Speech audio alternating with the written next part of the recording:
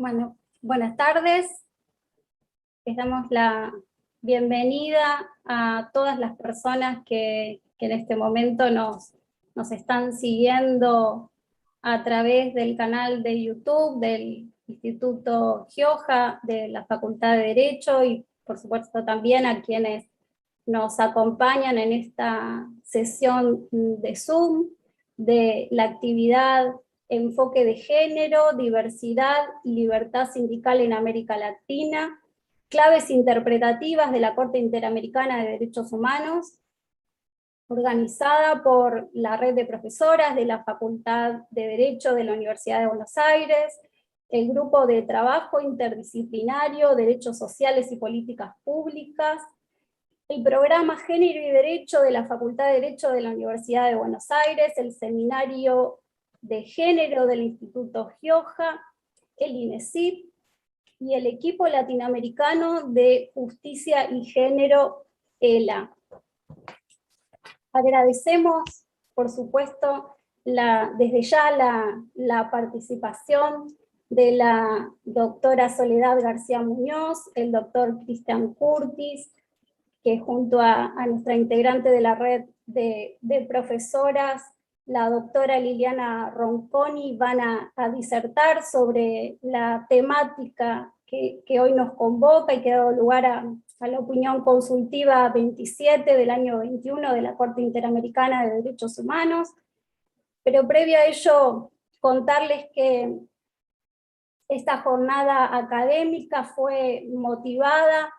por la presentación de un amicus, de un documento escrito de observaciones que elaboramos junto a un grupo de colegas de la red de profesoras de la Universidad de Buenos Aires. Ellas son Laura Pautasi, Victoria Flores Beltrán, Julieta Lobato, Rocío de Hernández, Adriana Micale y quien les habla, Verónica Vidal, quienes junto a quienes integraban el programa Género y Derecho, en la dirección en aquel momento la doctora Laura Pautasi y Lorena Velardi, también acompañados por Silvina Ramírez, por el INESIP, así como por Natalia Gerardi, por el equipo latinoamericano de Justicia y Género. Este documento pueden acceder libremente a través de la página de la Universidad de Buenos Aires. Está subido el link a la sección de Género y Derecho, pero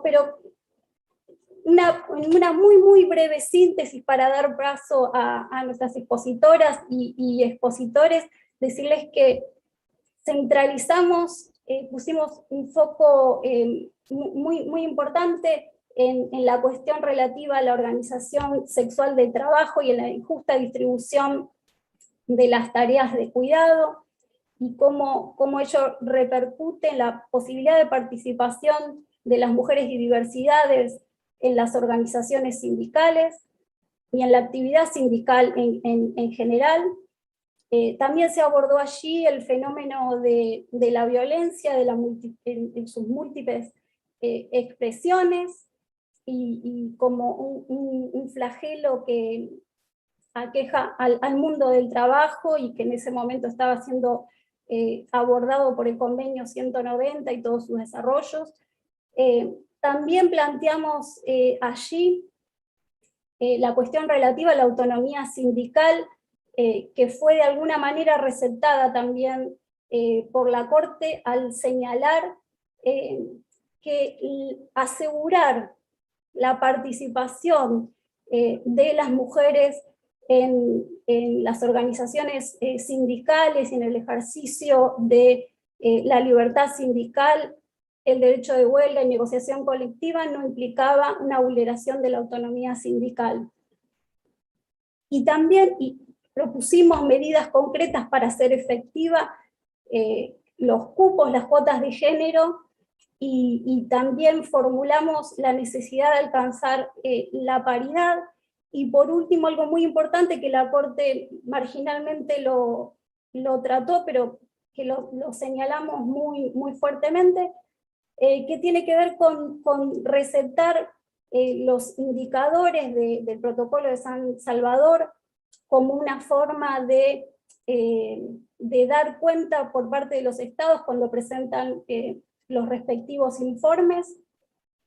del efectivo y verdadero cumplimiento de los derechos laborales y de libertad sindical como una forma de dar cuenta de la evidencia empírica de cumplimiento de esos derechos. Pero bueno, tienen acceso a este documento en la página web, así que no me voy a extender más, y sí les voy a ceder la palabra a quienes van a disertar. Si quieren dejar comentarios o algunas preguntas a través del chat de YouTube, lo pueden hacer y vamos a intentar transmitir a los expositores y expositoras. Bueno, en primer lugar, entonces, vamos a escuchar a la doctora García Muñoz, Soledad García Muñoz, quien es relatora especial sobre derechos económicos, sociales, culturales y ambientales, REDESCA, de la Comisión Interamericana de Derechos Humanos, de la OEA. Es abogada, especialista en derechos fundamentales por la Universidad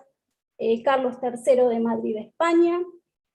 Ha presentado servicios profesionales y voluntarios a distintas agencias de Naciones Unidas, Amnistía Internacional, la Organización Iberoamericana de la Juventud, entre otras prestigiosas organizaciones,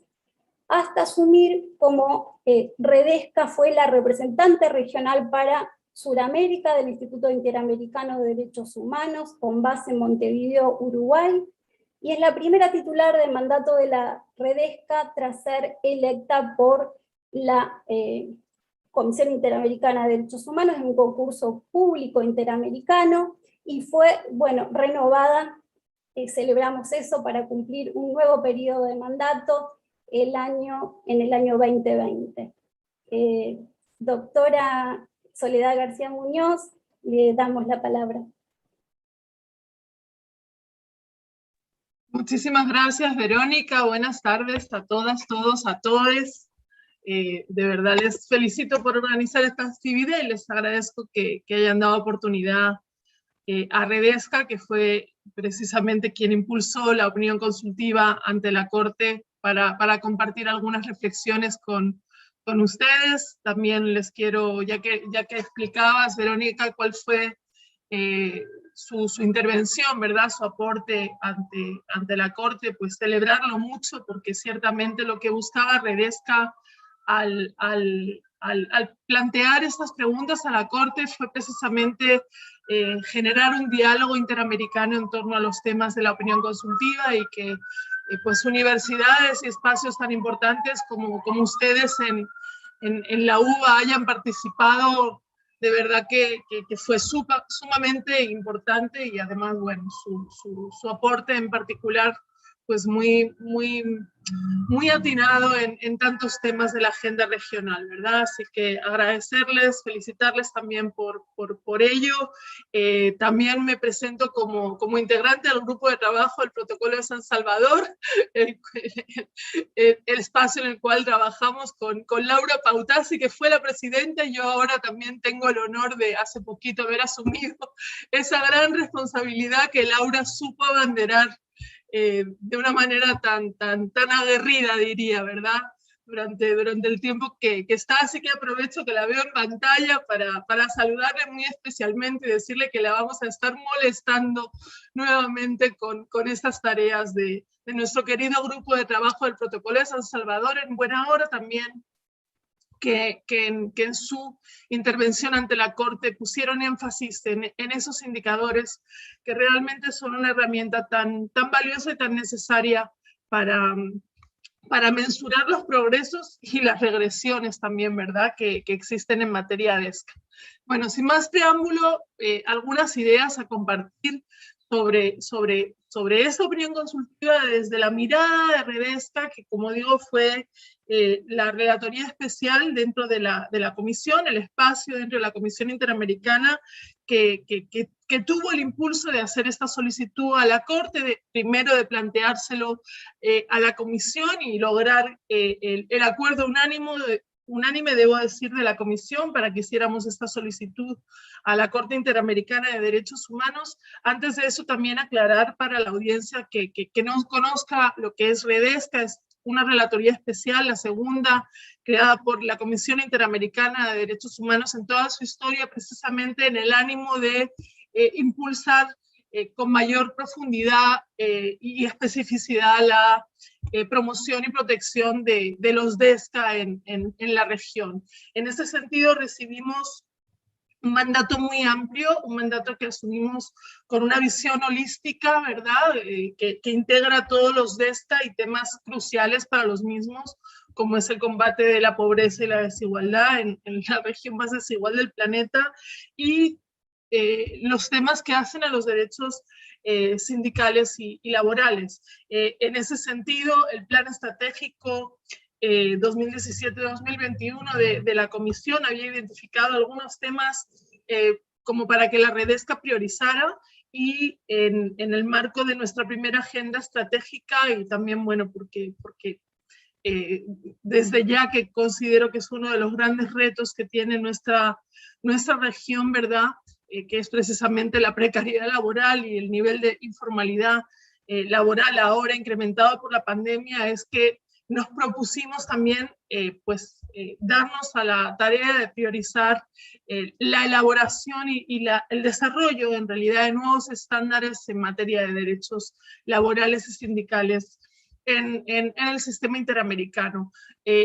A pesar de los avances tan importantes que ha habido en el sistema, entendimos que no existían todavía criterios claros sobre las obligaciones específicas de los estados en relación con la libertad sindical y su interdependencia con el derecho a condiciones de trabajo justas, equitativas y satisfactorias.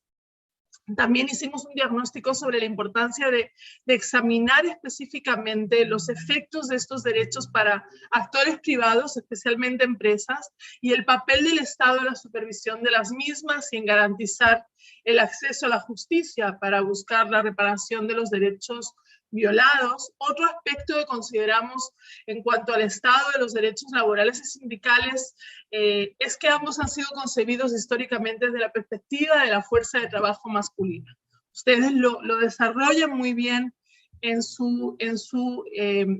intervención, en su documento a la Corte, en su aporte al proceso, ¿verdad? Al diálogo que se produjo en el proceso ante la Corte, y por eso que uno de los objetivos de la solicitud de opinión consultiva fue también identificar los deberes del Estado desde una perspectiva de género con foco en derechos humanos de las mujeres, en la protección de los derechos laborales y en promover la participación de las mujeres en los sindicatos, no solo como integrantes, sino también en el papel de lideresas. Durante las intervenciones que se presentaron y la audiencia hubo una dinámica bien interesante en cuanto al concepto mismo de género y cómo también, por supuesto, él mismo abraza a la diversidad sexual, lo cual desde la propia audiencia estuvimos de acuerdo en que no era objeto de disputa, y por eso que también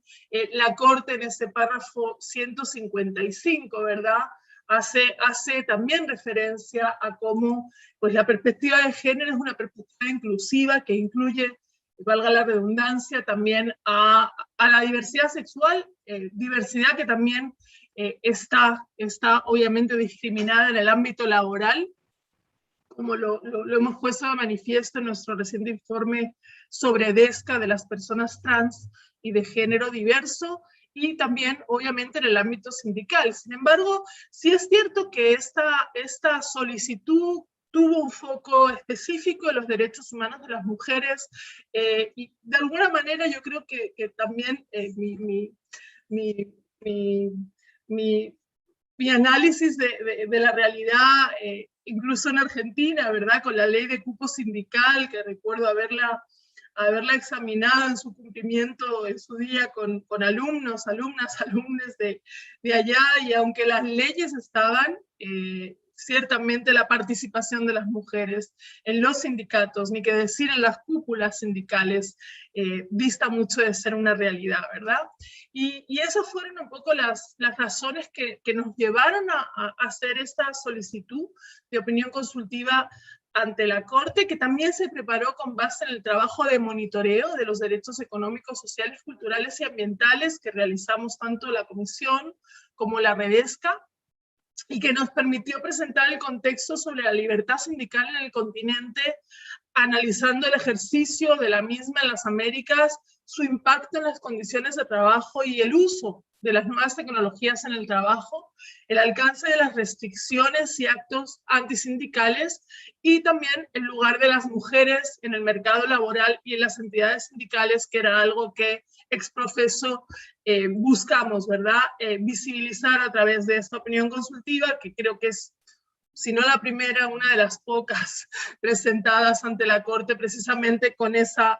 mirada de género, que obviamente involucra también una mirada interseccional. Entendimos que la opinión consultiva tenía además el potencial de crear un espacio de participación y abierta y constructiva con los estados, con la sociedad civil, con la academia, la propia introducción que nos hacían da fe de ello, ¿verdad? De cómo ciertamente se consiguió la participación de numerosos actores, y este era también un objetivo que como relatora tenía, que era tratar de buscar acercar al mundo sindical al sistema interamericano. Y esta fue la primera vez que en efecto se buscó una interpretación de varias normas interamericanas en conjunto con las regulaciones de la OIT para proteger a los sindicatos y tener parámetros claros sobre condiciones de trabajo justas, satisfactorias y equitativas, teniendo en cuenta una perspectiva de género y de derechos humanos de las mujeres en un continente que sabemos está marcado por la desigualdad, por la violencia de género, por el desempleo, por la pérdida del valor real de los salarios, por el trabajo precario, por las deficiencias en el acceso a la justicia, y como muy bien lo pusieron de manifiesto en su documento, por una crisis aumentada por la pandemia de los sistemas de cuidados en general, con una sobrecarga desproporcionada en las espaldas de las mujeres en ese sentido. Y por ello también que buscábamos contribuir al desarrollo y fortalecimiento de estándares sobre el derecho a condiciones de trabajo justas, equitativas y satisfactorias, a la protección de los derechos sindicales, y a que esa opinión consultiva fuera, en definitiva, una herramienta, en primer lugar, dialógica, y después, obviamente, de exigibilidad de derechos ante los países, ante los estados, miembros de la organización, y ante el propio sistema interamericano, porque identificábamos que había algunos vacíos, y ahora seguramente Cristian nos va a ampliar estos aspectos, ¿verdad?, en relación con las preguntas que formulamos a la Corte. Buscábamos obtener una interpretación conjunta de varias normas interamericanas que son claves en cuanto a las obligaciones de los estados que se relacionan con el ejercicio de la libertad sindical, incluyendo la negociación colectiva, la huelga, como catalizadores de la protección de los derechos laborales, así como que se interpretaran estas normas desde una perspectiva de igualdad de género enfocada en los derechos de las mujeres. Esta interpretación incluía el alcance de las obligaciones de garantía en los procesos de creación de sindicatos, en los procesos electorales de sindicatos y de gobierno interno, y las manifestaciones de la relación entre la libertad sindical, la negociación colectiva y la libertad de asociación, entre la libertad sindical, la libertad de expresión, el derecho de huelga y el derecho de reunión. Buscamos también siempre desde Redesca impulsar en el sistema interamericano esa mirada de indivisibilidad e interdependencia de los derechos que efectivamente la Corte convierte en uno de los ejes centrales de su opinión consultiva. También abarcábamos el alcance de las obligaciones frente a las prácticas discriminatorias o violentas en el trabajo por razón de género, y para asegurar, como digo, la participación efectiva de las mujeres como miembros e dirigentes sindicales en cumplimiento del principio de igualdad y no discriminación, que es un principio ya reconocido de naturaleza jus cogens en el sistema interamericano desde la opinión consultiva 18 de la Corte Interamericana, más recientemente también en la 26. Y otro aspecto que me parece interesante en esta línea de resaltar es la cantidad, la participación que hubo, ¿no? Se recibieron comentarios por escrito de 7 Estados miembros de la OEA, de 3 órganos de la OEA, incluyendo la Comisión Interamericana de Mujeres, de 2 organizaciones internacionales, como entre ellas la OIT, 43 organismos intergubernamentales y estatales, asociaciones internacionales y nacionales, organizaciones no gubernamentales e instituciones académicas y 7 integrantes individuales de la sociedad civil. Debo decir que el grupo de trabajo del protocolo San Salvador también hizo sus aportes a este proceso, lo cual sin duda enriqueció el diálogo que tiene que haber siempre en torno a la manera de medir los derechos recogidos en el protocolo, entre ellos el derecho al trabajo y el derecho a la libertad sindical. Bueno, sabemos que se realizó una audiencia pública, ¿verdad? Inclusive, que duró los días 27, 28 y 29 de julio, que tuvo 38 participantes, entre estos participantes la comisión y la Redesca, y ustedes que también formaron parte, ¿verdad? Porque habían presentado un amicus para enriquecer la deliberación de la Corte. Como sé que Cristian va a entrar en desarrollos relativos a lo que la propia opinión consultiva, ¿verdad?, ha supuesto, yo quisiera destacar solo algunas ideas fuerzas, como que la libertad sindical, la negociación colectiva y la huelga forman parte de los derechos económicos, sociales, culturales y ambientales de exigibilidad inmediata, sin descartar la posibilidad de su progresiva ampliación y mejoras a niveles superiores, o con los derechos civiles y políticos y los DESCA son interdependientes, indivisibles y no hay jerarquía entre ellos, y en ese sentido los derechos a la libertad de expresión, de reunión y de asociación en su relación con la libertad sindical, la negociación colectiva y la huelga son derechos fundamentales que permiten a los trabajadores, a las trabajadoras y a sus representantes organizarse y expresar sus reivindicaciones sobre las condiciones de trabajo, la adecuada representación de sus intereses y la intervención en los debates públicos. Y también quisiera pues ir cerrando mi intervención señalando la importancia de que también en esta opinión consultiva por primera vez la Corte se haya podido referir a lo que se denomina en la jerga onusiana, ¿verdad?, el futuro del mundo del trabajo. Porque efectivamente hubieron preguntas específicamente destinadas a que la Corte empezara a reflexionar en el marco de este diálogo interamericano sobre el escenario que plantean las nuevas tecnologías, y en ese sentido la Corte pues señaló cómo la regulación debe obedecer a los criterios de universalidad e irrenunciabilidad de los derechos laborales para garantizar un trabajo digno y decente, y además los estados deben reconocer la relación laboral entre las personas trabajadoras y las empresas, si es que esta se da en la realidad, entre una serie de estándares que la Corte sienta en ese sentido, en un diálogo entre las normas interamericanas y los convenios 175, 177 de la OIT, las recomendaciones 184 y 198 de la OIT, y también las decisiones del Comité de Libertad Sindical de la OIT. Así que realmente que como mandato impulsor de la opinión consultiva, creo que la generalidad de los objetivos que buscábamos se cumplió, y ahora lo que necesitamos pues son muchos espacios como este que ustedes han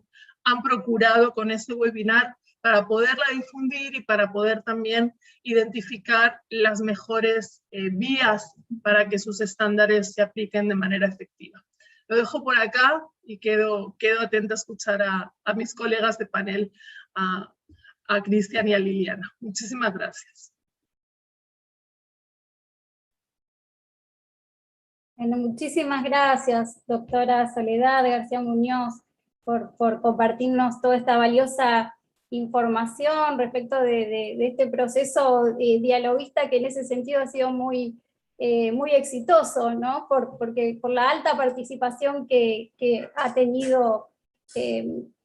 ese diálogo que se pudo tener con la Corte, y la participación de las personas, sobre todo de la sociedad y la academia. Muchas gracias.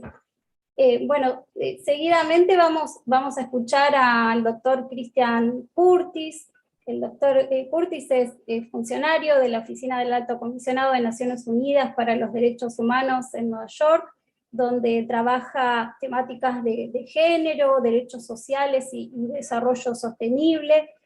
Es profesor en uso de licencia de la Facultad de Derecho de la Universidad de Buenos Aires, y también profesor invitado en universidades de América Latina, de España, Estados Unidos, consultor de agencias de Naciones Unidas y perito ante la Corte Interamericana de Derechos Humanos. Bueno, ha escrito muchos libros y artículos sobre derechos humanos, teoría constitucional y teoría y sociología del derecho en muy apretada síntesis, al igual que la reseña que hice de la doctora Soledad García Muñoz. Lo escuchamos, doctor Christian Curtis. Muchísimas gracias por la invitación, buenas tardes a todos y a todas. Por nada, felicitarlos por la organización del evento. Me parece que es interesante usar estos espacios académicos y de reflexión para pensar qué aportes y avances hace el sistema interamericano, y me parece que este es un tema particularmente importante porque, yo diría, este es el primer punto, tiende puentes entre auditorios que no siempre dialogan entre sí. Uno es el mundo del trabajo, los sindicatos, los trabajadores, y otro el mundo de las organizaciones de derechos humanos. Así que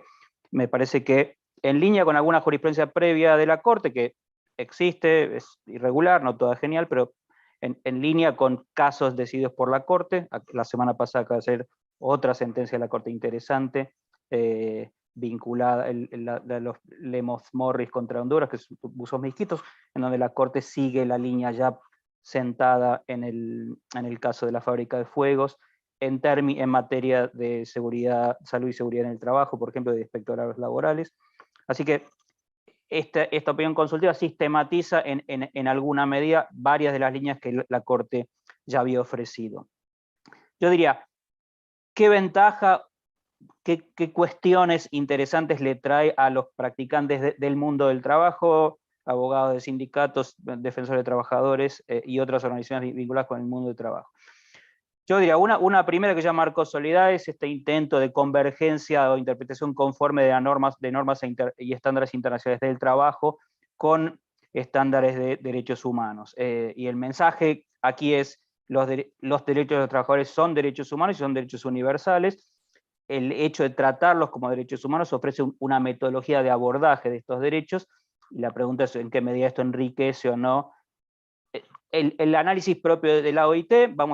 Como veremos, hay algunos puntos interesantes en los que las interpretaciones de la Corte Interamericana van más allá de la de los órganos de la OIT, y en qué medida uno podría comparar la jurisprudencia nacional en algunas de estas materias, porque son temas que Cortes Supremas o Tribunales Constitucionales o Cortes Constitucionales nacionales también han trabajado, generalmente bajo la perspectiva de la interpretación constitucional. Así que acá hay algunos elementos más que me parecen interesantes. Desde el punto de vista de los actores, de nuevo, la idea de que los sindicatos o los trabajadores puedan utilizar los sistemas de derechos humanos es importante, porque el ámbito natural de su reclamación a nivel internacional en general ubica solamente a la OIT como espacio de diálogo. Así que la idea de que, además de las posibilidades de llevar temas a la OIT, de llevar casos a la OIT, es importante pensar que el sistema interamericano es una alternativa que tiene algunas ventajas. Yo creo que lo más interesante es que, mientras el sistema de reclamaciones colectivas de los artículos 24 y 25 de la Constitución de la OIT solo permiten a las asociaciones de trabajadores y patronales presentar reclamaciones ante la OIT por incumplimiento de convenios por parte de los Estados parte, el sistema interamericano permite que víctimas individuales, trabajadores individuales, lleven reclamos al sistema en su nombre o grupos de víctimas individuales. Así que no es necesario ser un sindicato para presentar reclamos, peticiones ante el sistema interamericano. Esta es una ventaja interesante. La otra ventaja es que la decisión final, aunque los periodos de tramitaciones son largos, es una sentencia, mientras que no es el caso de los órganos cuasi judiciales de expertos de la OIT. Así que ahí hay otra ventaja interesante. También en términos de reparaciones, las reparaciones, el capítulo de reparaciones de la jurisprudencia de la Corte Interamericana es mucho más detallado, más rico, más complejo y más interesante, también en términos de garantías de no repetición, que pueden incluir modificaciones estructurales a servicios públicos, a legislación, en algunos casos hasta sugerencias de reformas constitucionales, etc. Así que hay un marco bastante más amplio en términos de potenciales reparaciones que en el sistema de la OIT. Y yo diría, hay algunas ventajas sustantivas. Yo la primera que marcaría es la idea de que hay una metodología propia de derechos humanos para evaluar violaciones y restricciones a derechos, que me parece que es útil en contraste con, digamos, el carácter bastante más dialoguista de la OIT y por la estructura tripartita de la OIT, que hace que haya dos actores, el Estado y los empleadores, que generalmente disuelven la radicalidad de las opiniones en ese campo. Un punto interesante de la libertad sindical y de los 8 derechos discutidos es que tiene una triple fuente del sistema interamericano. La Convención Americana incluye la libertad sindical como forma de la libertad de asociación en el artículo 16, la Corte ha desarrollado derechos vinculados con el mundo del trabajo a partir de su interpretación del artículo 26 de la Convención Americana, y además el Protocolo de San Salvador incluye la libertad sindical, el derecho de huelga, en su artículo 8, y además lo hace justiciable. Así que hay una triple fuente en términos normativos. Algo interesante es que no todas las fuentes coinciden. Después hay un tema concreto que trata la opinión consultiva que voy a subrayar después, en el que hay diferencia entre las fuentes, y la pregunta es cuál es la mejor interpretación al respecto. Como dijo Soledad, un punto interesante: la Corte ya había usado la distinción entre obligaciones de carácter inmediato y obligaciones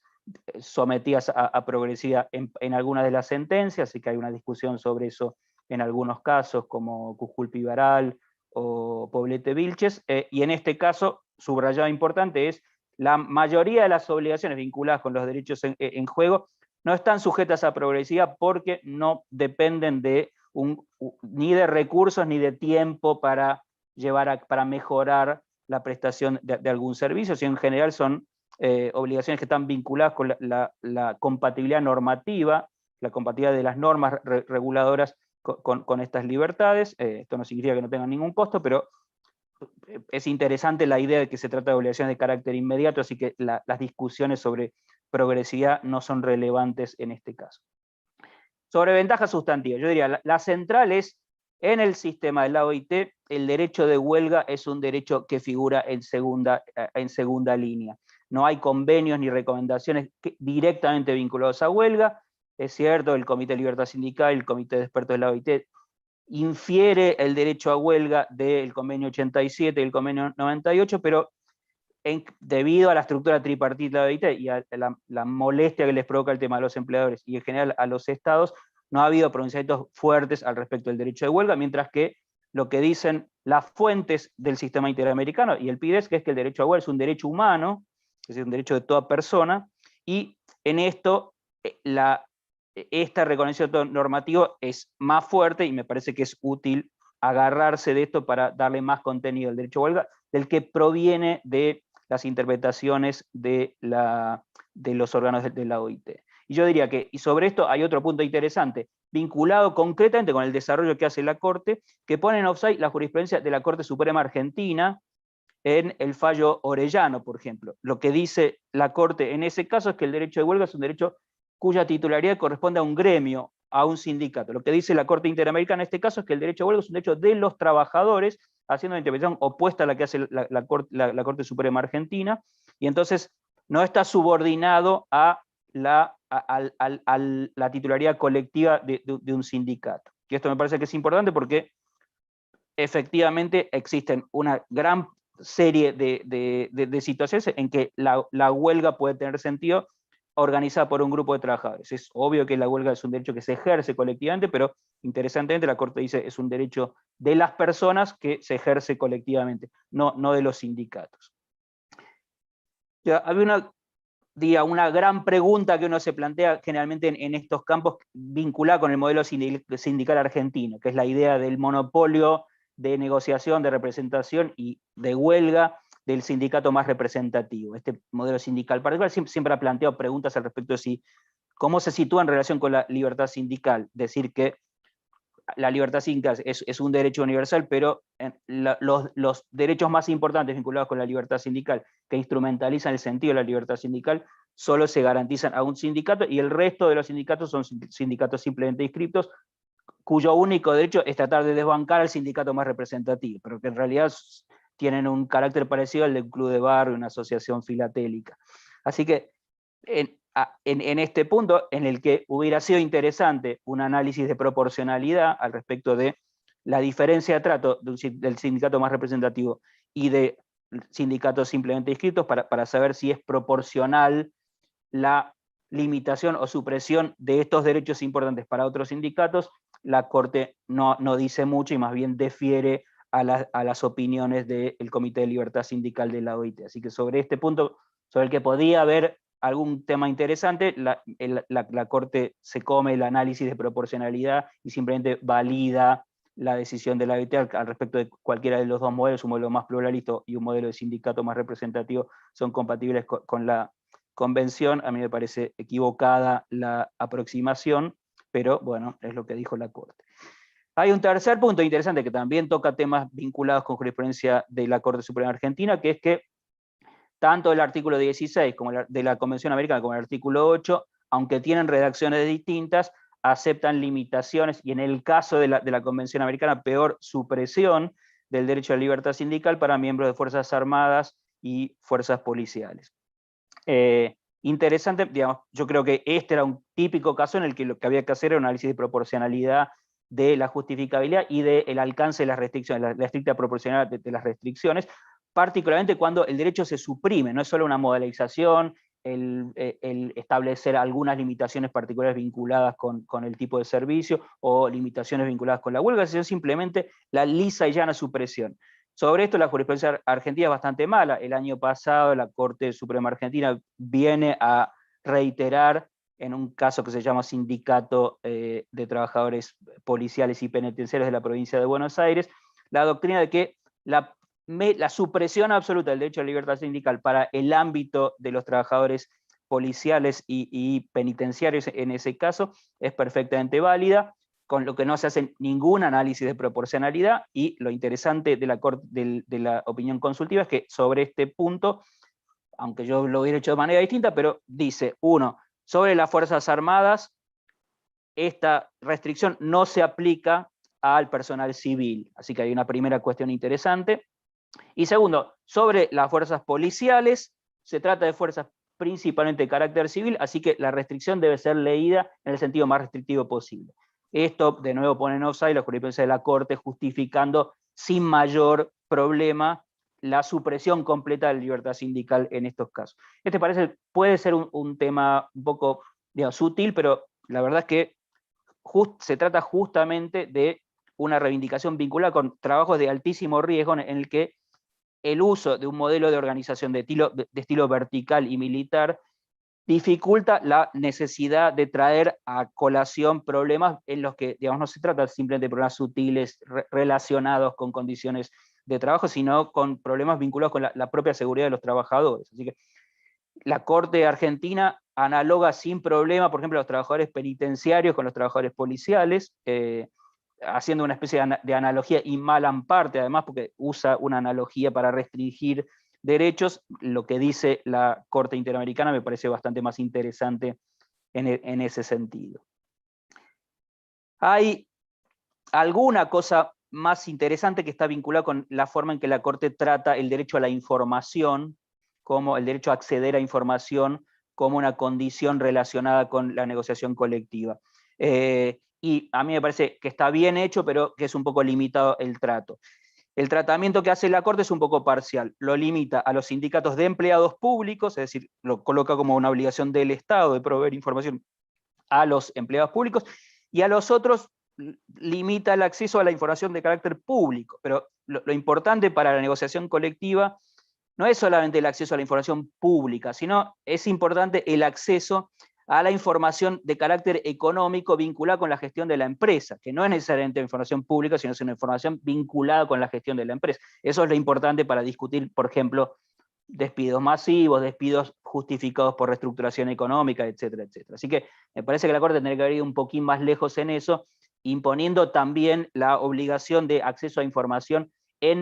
de información financiera, de información económica en manos de la empresa, como parte de ese, como elemento fundamental para garantizar la negociación colectiva. Y la Corte me parece que se quedó un poco corta y limitó la información solamente a la limitación, a la proveniente de información pública. Digamos, alguna falta que le he hecho también a lo que dice la Corte es el punto de la negociación colectiva es importante, pero algo más habría que haber agregado, en línea con lo que la Corte ya dice en estas dos sentencias, Fábrica de Fuegos y Buzos Misquitos, es la idea de que el papel del sindicato también es el de constituirse en un contrapoder para verificar las condiciones justas y equitativas de trabajo en el lugar de trabajo. No es solo su poder de la autonomía colectiva en el sentido de generar normas, sino también el velar por la aplicación de esas normas y de la normativa estatal en materias que conciernan al ámbito de trabajo. Por ejemplo, seguridad y salud en el trabajo. Ese es un punto que la Corte no trató. Sobre género va a hablar Liliana, pero lo que quisiera decir es que, digamos, en línea con la CEDAW, con la Convención de Belém do Pará, la obligación de erradicar estereotipos y de promover la plena participación de las mujeres, de acuerdo a estas convenciones, es una obligación que se aplica no solo al ámbito público, sino también al ámbito privado, y entonces no hay ninguna razón por la cual los sindicatos, como los partidos políticos, no deban ser objeto de medidas de acción afirmativa para garantizar la participación de las mujeres. Así que me parece que el argumento de la autonomía sindical no funciona muy bien como excusa para impedir medidas de acción afirmativa o medidas temporales para lograr la plena participación de las mujeres en la vida sindical, que me parece que son plenamente justificadas. Y un último punto más polémico, que es el siguiente. La Corte dice, y creo que es una premisa importante, que la pobreza y la desigualdad afectan a las democracias y que es importante plantear esta cuestión como tema eje en el sistema interamericano. Pero después me parece que el análisis que hace la Corte en la vinculación de libertad sindical con estos temas, digamos, más bien refleja una mirada un poco anacrónica. Si miran el párrafo 43, es una especie de vinculación automática de la libertad sindical con el combate a la pobreza y la desigualdad. Y yo diría, un análisis contemporáneo de estas cuestiones, este es un análisis que parece ser un análisis de Europa en los años 50-70, o aún la Argentina en los años 50 a 70. Pero el punto que ya planteó Soledad, nuestro continente se enfrenta a una situación de dualidad en el campo del trabajo. Los sindicatos representan en general a los trabajadores que están más protegidos, a la aristocracia de los trabajadores por tiempo indeterminado, los trabajadores que tienen antigüedad, los trabajadores que tienen regímenes de estabilidad, y los pobres en nuestro país no son eso. Los pobres en nuestro país son los que no han accedido nunca al mercado de trabajo o han accedido intermitentemente a través de regímenes de precariedad laboral. Así que suponer directamente que los sindicatos representan a los pobres es falso en ese sentido, porque en general nuestros pobres no son pobres que se sindican, sino que tienen esta relación ambigua de entrada y salida o de no entrada en el mercado de trabajo. Y eso toca particularmente el tema de género y el tema de división sexual del trabajo, porque las más perjudicadas por esta situación son las mujeres. Así que esto no significa que en el diálogo social y en las respuestas contra la pobreza no sea importante que los sindicatos estén presentes y que aún para los trabajadores que forman parte de esta aristocracia del trabajo más protegida no sean importantes los derechos laborales. No estoy diciendo ninguna de esas dos cosas, pero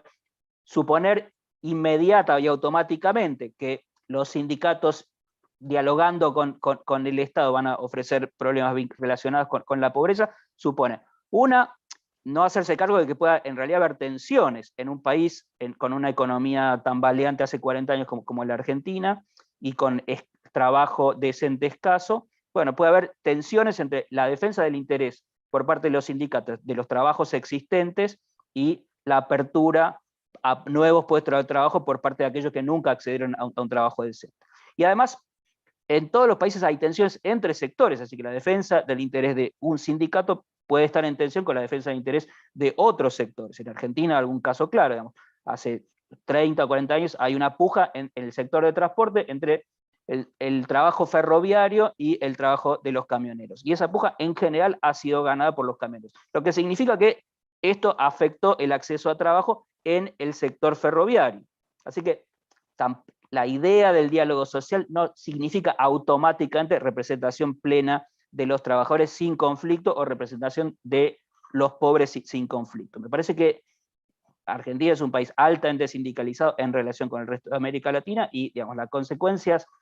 y un país en donde la influencia sindical es importante en la política. Bueno, los números de Argentina en términos de pobreza y en términos de trabajo precario o no ingreso al mercado de trabajo son terribles. Entonces significa que no ha sido muy eficiente la participación plena de los sindicatos en esa discusión política. No estoy diciendo que deben estar ausentes o deben ser excluidos. Me parece que la pregunta es cómo generamos una política pública que incluya a aquellos que nunca han accedido al mundo del trabajo, y en esto me parece que es necesario traer otras voces y no limitar la cuestión a la representación sindical, entendida como en épocas en las que la Argentina la representación sindical cubría a casi toda la fuerza de trabajo. Me quedo ahí, muchísimas gracias por la paciencia. Muchísimas gracias, doctor Curtis, y gracias también por el esfuerzo de en tan pocos minutos hacer una visión crítica y tan profunda de estos temas centrales, y bueno, que han generado mucho debate, y también, bueno, el lazo que se establece con los pronunciamientos de nuestra Corte, y cómo se reflejan en la actualidad, ¿no? Así que bueno, muchísimas gracias. Bueno, vamos a seguir seguidamente, sí, vamos a seguir a escuchar a la doctora Liliana Ronconi, que es doctora en Derecho por la Universidad de Buenos Aires, es abogada y profesora en Ciencias Jurídicas, es investigadora del CONICET, es profesora adjunta interina de la Facultad de Derecho de la Universidad de Buenos Aires, y por supuesto es una destacada integrante de la red de profesoras de la Facultad de Derecho de la Universidad de Buenos Aires, que ha participado, como señalé al principio, en la redacción de las observaciones escritas presentadas ante la Corte Interamericana, junto a la red de profesoras y el programa de Género y Derecho. Así que sin más le doy la palabra a la doctora Liliana Ronconi. La escuchamos. Bueno, buenas tardes, gracias Verónica por la presentación, y bueno, agradezco a quienes organizamos esta actividad, y a Soledad y a Cristian por sumarse a compartir con nosotros. Rápidamente diría algunas cuestiones que ya se dijeron, pero me gustaría resaltar. En primer lugar, creo que esto que marcaba Soledad, el carácter plural que tiene esta opinión consultiva, todos los que participamos desde la academia, desde la sociedad civil, desde los sindicatos, desde los estados, que estuvieron participando y haciendo observaciones, me parece que eso habla de una construcción colectiva en Latinoamérica que es bastante relevante. Otra cuestión que también quería marcar es, y agradecer a mis compañeras con quienes armamos las observaciones, que fue un trabajo colectivo, para mí de mucho aprendizaje. Yo vengo más desde el mundo de los derechos humanos y no tanto desde el derecho laboral, con lo cual fue puro aprendizaje para mí. Las agradezco, las felicito por el trabajo que hicieron, y también quiero decir que algo que notamos, o que yo quiero resaltar, que cuando armamos estas observaciones, estábamos en un mundo pre-pandemia, pero más allá de esto, creo que nos pusimos también como un objetivo, aun cuando podamos tener algunas críticas a la opinión consultiva, difundirla y hacerla conocer. Por eso organizamos esta actividad y estamos organizando otras, participamos de redacción de algunos artículos, de paper, para lograr una mayor difusión, con lo cual, de nuevo, creo que el compromiso no fue solo participar ante la Corte, sino un poco más allá de eso. Creo que Verónica sintetizó muy bien los puntos que nosotros trabajamos en el Amicus. Yo diría que muchos de ellos también, como agregaría, tuvimos un especial foco en contar la experiencia argentina o dar cuenta de la experiencia argentina. Creo que en algunos de ellos Argentina ha avanzado, por lo menos en la normativa, y sin embargo tratamos de mostrar, bueno, cuáles habían sido los problemas que la experiencia argentina le podía permitir a la Corte como observar o identificar las problemáticas que traían estos puntos que la Corte quería trabajar. Respecto a la opinión consultiva y su valor jurídico, digo, es una interpretación a las normas de la Convención Americana de Derechos Humanos, para Argentina fundamentales, en virtud del artículo 75, inciso 22. Me parece esto que remarcaba Cristian, ¿no? Una opinión consultiva, que remarcaba Soledad también, una opinión consultiva que deja en claro que los derechos laborales de los trabajadores y las trabajadoras son derechos humanos y que tienen que ser protegidos, y que acarrean obligaciones para el Estado y también para los particulares, y que han sido los que más nos ha costado llegar. De nuevo, creo que la Corte ya viene reconociendo los derechos laborales, viene trabajando sobre eso, estos últimos casos que mencionaba Cristian. Creo que lo súper novedoso que tiene la opinión consultiva también es el enfoque de género que se le da a los derechos de huelga, asociación, etc. Que creo que también la Corte ya venía con un desarrollo respecto de igualdad y no discriminación y derecho de las mujeres, pero en esta opinión consultiva logra unir derechos laborales, o derechos sindicales y derechos de las mujeres. Yo contar y tratar de ir marcando como rápidamente algunos puntos que sería la Corte o se quedó un poco corta, o por lo menos nos dejar algunas cuestiones en las que tenemos que seguir trabajando desde Argentina y desde la región. La Corte trabaja básicamente cuando elabora la parte de género en, por un lado, el derecho de las mujeres a ser libres de discriminación y de violencia en el ejercicio de sus derechos sindicales,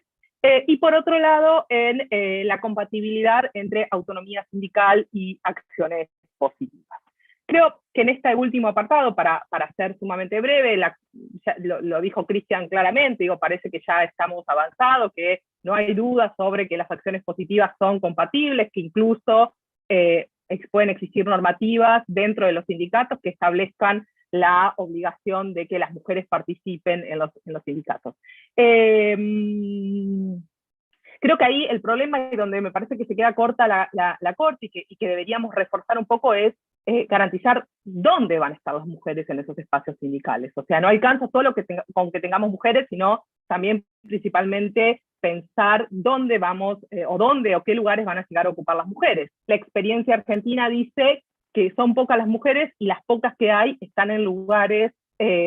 tradicionalmente feminizados, ¿sí? Como las secretarías, etcétera, pero no están, en todo caso, en los lugares de toma de decisiones. Entonces me parece que ahí faltaría, o tenemos que pensar o repensar en ese punto. Respecto del otro punto que trabaja la Corte, el derecho de las mujeres a ser libres de violencia, la Corte retoma toda su elaboración en materia de igualdad y no discriminación, establece claramente los derechos, claramente habla de derechos de las mujeres y de otros colectivos, el colectivo LGTB. Habla de esa idea de igualdad formal y de igualdad igualdad material, de las obligaciones que tienen los estados para garantizar la igualdad de las mujeres en el ejercicio de sus derechos sindicales. Y acá elabora 4 puntos que yo creo que son interesantes, pero voy a ir a hacer alguna crítica. En primer lugar, la Corte habla de la importancia de la igual remuneración por igual tarea, y resalta que una de las formas que tienen para garantizar la igualdad para las mujeres es la igual de remuneración por igual tarea. La especial tutela a la mujer embarazada es otro de los puntos que la Corte trae y reconoce como una herramienta para lograr la igualdad de participación de las mujeres. Habla de la importancia de las licencias por paternidad, y de la importancia de que esas licencias sean usadas, o sea, no solo del reconocimiento, sino también de que esas licencias sean usadas. Yo creo que ahí hay un punto interesante que creo que es uno de las cuestiones en lo que hay que seguir elaborando, que es el reconocimiento de las tareas de cuidado. La Corte se limita a reconocer las tareas de cuidado como tareas de cuidado vinculadas al cuidado de hijos, o de hijes, o de hijas, pero no respecto del cuidado de otras personas, adultos mayores, el cuidado de uno mismo, el cuidado de, no sé, en el caso, por ejemplo, que se trate de personas con discapacidad. En ese punto la Corte no se mete, sino que solo habla de licencias por paternidad, incluso cuando habla de la necesidad de garantizar la participación de mujeres en los sindicatos, habla de la necesidad de crear espacios espacios para los niños y niñas, pero quizá la definición de cuidado es una definición un poco más amplia. Habla entonces de la necesidad de erradicar los estereotipos, pero sin embargo, y la necesidad de, pone como un punto focal ahí las licencias, pero vinculado a eso. Otro de los puntos que elabora o que trae es la necesidad de eliminar barreras para que las mujeres efectivamente puedan participar en los sindicatos. De nuevo, retomo con lo que dijo antes, creo que es importante la eliminación de las barreras, pero también es importante pensar en el rol que le vamos a dar a las mujeres dentro de los sindicatos, no solamente que estén, sino dónde van a estar. Y después empieza a trabajar con algunas cuestiones más particulares, por ejemplo, la cuestión de las trabajadoras domésticas, y la Corte reconoce ahí el inconveniente que hay respecto a las trabajadoras domésticas, la posibilidad de asociarse por la forma en sí que tiene el trabajo, reconoce su derecho, pero también habla de la necesidad de que los estados garanticen el paso del trabajo informal al trabajo formal. Yo creo que acá la experiencia argentina es clave. En Argentina se estableció un régimen simplificado de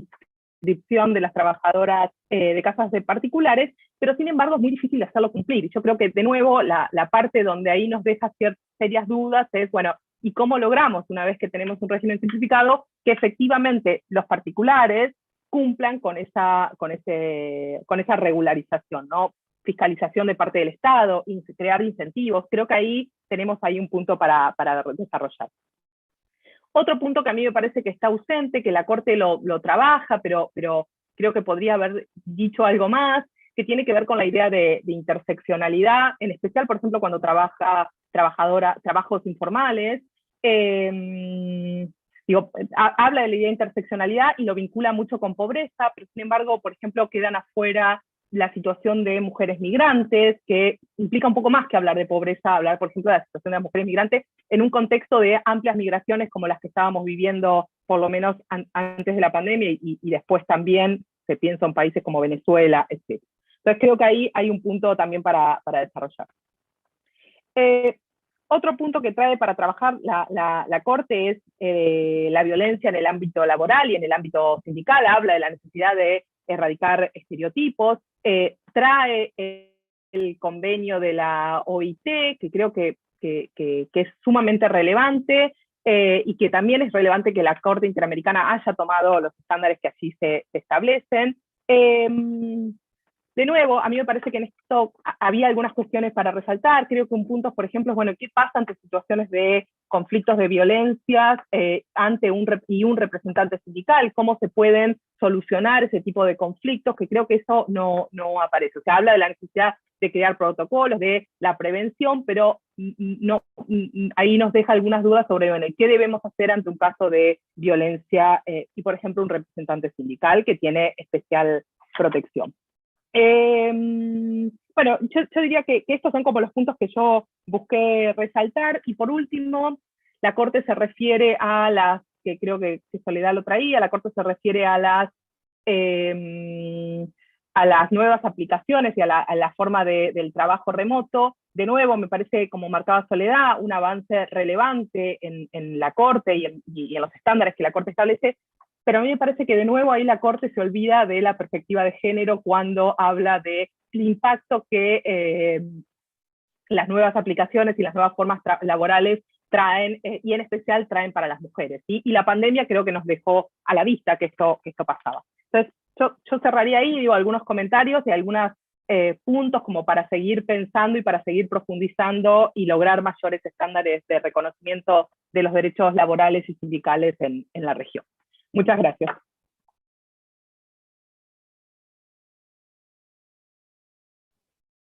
Muchísimas gracias, querida Liliana Conconi. Muchísimas gracias también por este esfuerzo que les estamos pidiendo a todos en tan apretada síntesis, hacer bueno, un análisis y además con esta perspectiva de género y poder formular también de alguna manera los avances y las cuestiones que quedan por seguir trabajando de la opinión consultiva. Tenemos una importante participación del público en YouTube, haciendo preguntas, consultas. Voy a hacerles llegar muchos comentarios también, felicitaciones para los disertantes. Les hago llegar algunas. Rafaela Boneto plantea, las normas argentinas regulan de un modo más completo el derecho de acceso a la información en la NC. En la NC no sé si ustedes traducen qué quiere decir, pero... la negociación colectiva, entiendo. Negociación colectiva. Gracias, Victoria. María José Lubertino, le transmito algunas y si quieren responder algo. Dice, en Argentina hay ley de cupo sindical hace más de una década que establece la obligatoriedad de un 30% de mujeres en las condiciones y en las paritarias, en las comisiones. Pero el Estado ha sido cómplice, dice, de la violación al aceptar conducciones sindicales sin cumplir con el cupo. Bueno, son comentarios. David Duarte también plantea cómo se compatibilizan los créditos horarios para la actividad sindical y las tareas de cuidado, y también nos señalaba la compatibilización, o se preguntaba respecto de la compatibilización de la sindicalización de los policías. Excuso, por supuesto, al doctor Cristian Curtis, que tuvo que retirarse con aviso porque tenía compromisos previos. Esta pregunta iba aquí, tal vez un poco más dirigida a la disertación de Cristian, pero bueno, la señalo también. El doctor David Duarte señalaba que la sindicalización de los policías, cómo se compatibiliza con el informe sobre seguridad ciudadana y derechos humanos de la Comisión Interamericana de Derechos Humanos. Nos hacía estas preguntas. Si ustedes quieren hacer algún comentario, alguna reflexión o responder, las escuchamos. Tomo la palabra porque no tengo mucho más tiempo y quiero, bueno, junto con agradecer todas las preguntas que llegaron, a Rafael, a María José, a David, también destacar pues lo valioso que ha sido para mí escuchar a Cristian y a Liliana en su análisis crítico, constructivo, que ponen además el acento en aquellas zonas donde tenemos que seguir trabajando, ¿verdad? Aparte de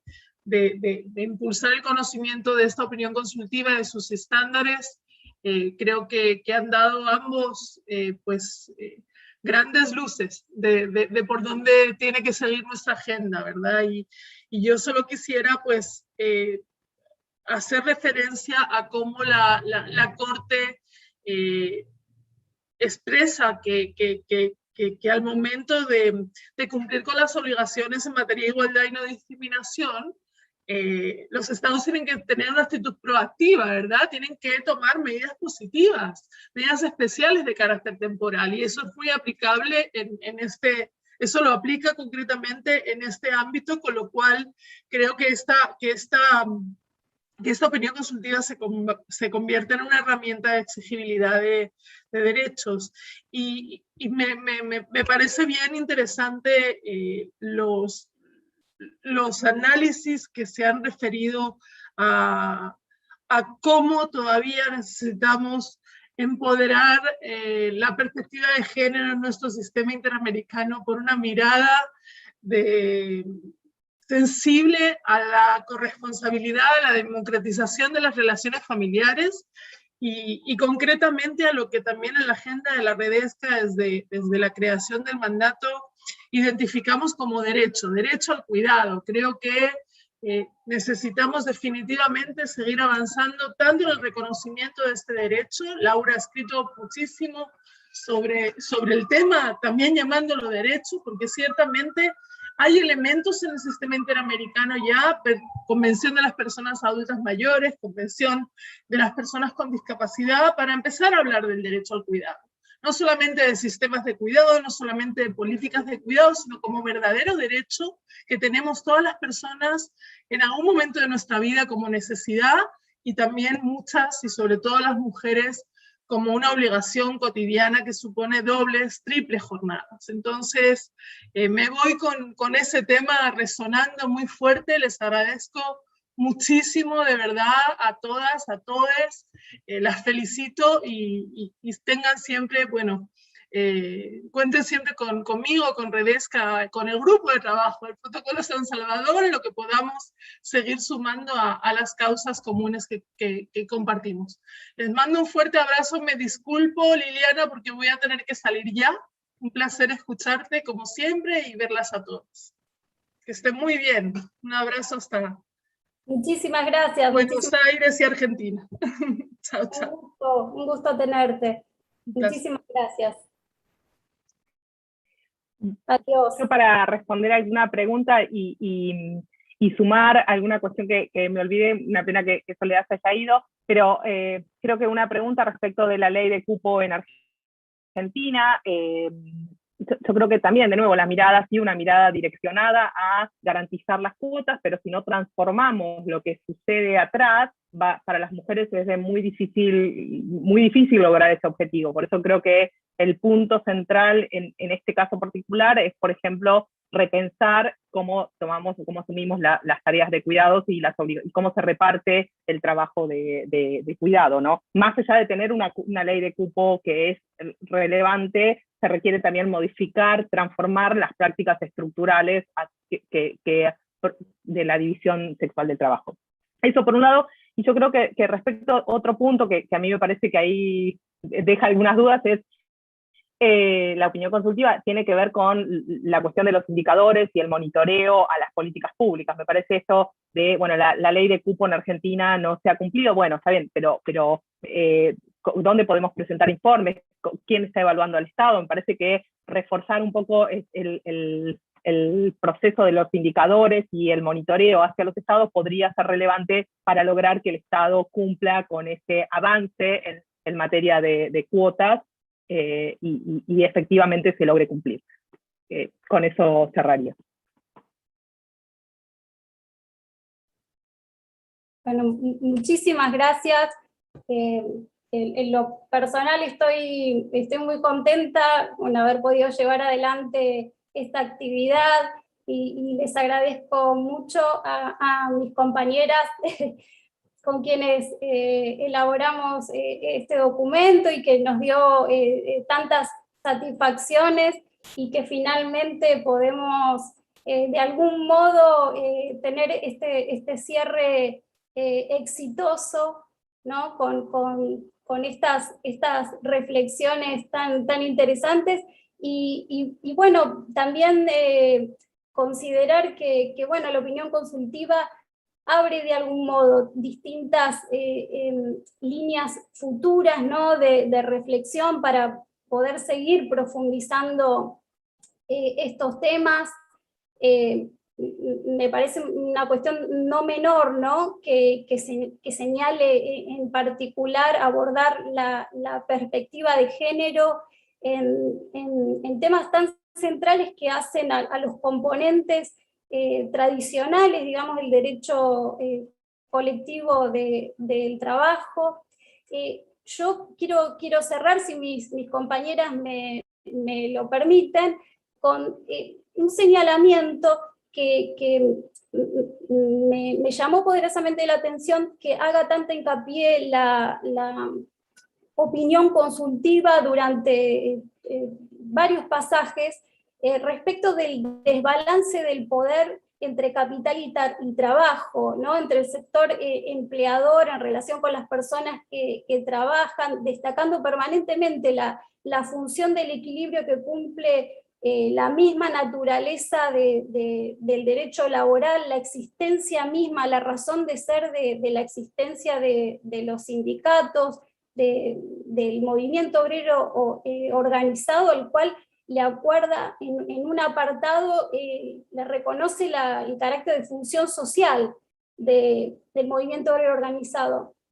Y quería señalar esto porque me parece que esta cuestión del desbalance de poder interesa en particular a las mujeres y a las diversidades, por cuanto la cuestión de género pone en evidencia la construcción política, ¿no? del sexo que esconde este desigual reparto de poder y de los recursos entre mujeres, diversidades y varones, siempre camuflándolo como diferencias naturales. Entonces, me pareció que era importante señalar en ese sentido que la Corte permanentemente, ¿no? destaca el riesgo que implica el cercenamiento de algunos de estos componentes del derecho colectivo que también trató Christian Curtis, el derecho de asociación, de libertad sindical, de la huelga, de la negociación colectiva, como el cercenamiento de estos derechos implica un riesgo para la vigencia de una multiplicidad de derechos, ¿no? Que da cuenta precisamente de la disputa de poder que implica la acción colectiva, que permitió en la historia, ¿no? mediante lazos solidarios de las personas que trabajaban, asociarse, llevar adelante conflictos y la huelga, y de ese modo lograr que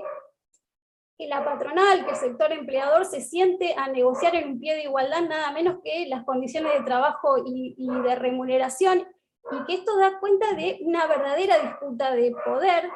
que implica el libre ejercicio de todos estos derechos que hoy hemos trabajado, ¿no? Pensemos que la negociación colectiva es el mayor instrumento de distribución de la riqueza. Entonces, me parece que la opinión consultiva, al señalar la importancia de la perspectiva de género y destacar, preguntarnos qué sucede cuando estos derechos que tienen este alcance los ejercen las mujeres, me parece que de algún modo pone nuevamente en agenda la cuestión de esta disputa de poder en el que no solamente no pueden faltar las mujeres y las diversidades, sino que hay que destacar que a través de la historia las mujeres siempre han estado presentes en el mundo del trabajo y en la participación del movimiento obrero, solo que invisibilizadas, ¿no? y relegadas a un segundo plano. Las invito y les invito a buscar la fotografía original de Cordobazo, que fue rescatada por la fotógrafa Viviana Flucheri, donde aparecen en primera línea, junto a Agustín Tosco, a Tilio López, a Alpidio López, acompañado a los varones que aparecen en esa foto histórica que trascendió por los medios de prensa, un sinnúmero de mujeres adelante y al frente. Solo que, como dice la opinión consultiva y ha rescatado también Liliana, es importante que los estados asuman las obligaciones y las responsabilidades y la sociedad toda para remover esos obstáculos para que las mujeres y las diversidades puedan acceder a esos espacios de disputa de poder que son fundamentales para la participación democrática y también la superación de la pobreza. En ese sentido, bueno, creo que abre muchas puertas en un punto para seguir trabajando la opinión. Bueno, si mis compañeras no quieren hacer algún comentario, por mi parte, agradecerles a todos, a todas y a todes haber participado y dar un sello glorioso de este hermoso proceso que hemos compartido. Muchas gracias. Muchas gracias. Gracias a todas.